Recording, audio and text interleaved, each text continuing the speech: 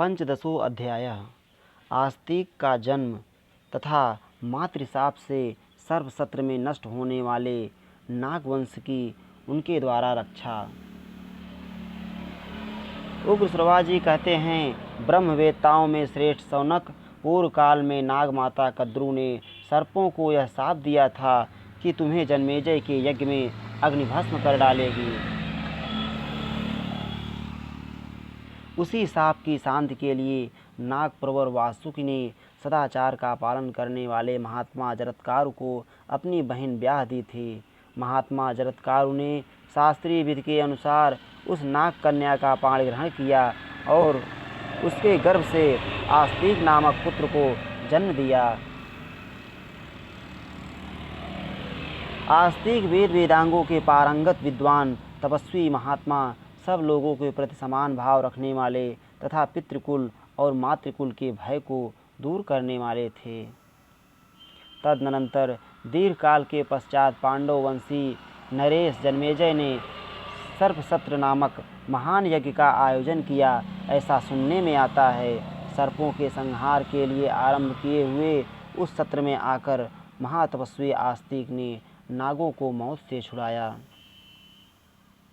उन्होंने मामा तथा ममेरे भाइयों को एवं अन्य संबंधों में आने वाले सब नागों को संकट मुक्त किया।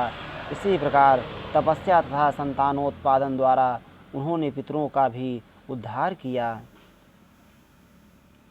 ब्राह्मण भांति भांति के व्रतों और स्वाध्यायों का अनुष्ठान करके वे सब प्रकार के ऋणों से उऋण हो गए।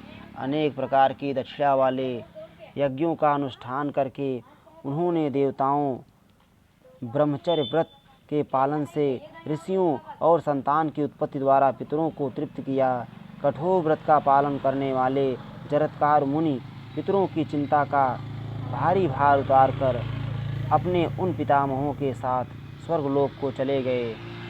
आस्तिक जैसे पुत्र तथा परम धर्म की प्राप्ति करके मुनिवर जरत्कार ने दीर्घकाल के पश्चात स्वर्गलोक की यात्रा की। भृगुकुल शिरोमणे, इस प्रकार मैंने आस्तिक के उपाख्यान का यथावत वर्णन किया है। बताइए अब और क्या कहा जाए। इस श्री महाभारते आदि पर्वणि आस्तिक पर्वणि सर्पाणाम मातृशाप प्रस्तावे पंचदशो अध्याय। इस प्रकार श्री महाभारत आदि पर्व के अंतर्गत आस्तिक पर्व में सर्पों को मातृशाप प्राप्त होने की प्रस्तावना से युक्त 15वां अध्याय पूरा हुआ। श्री राधा वल्लभ लाल की जय।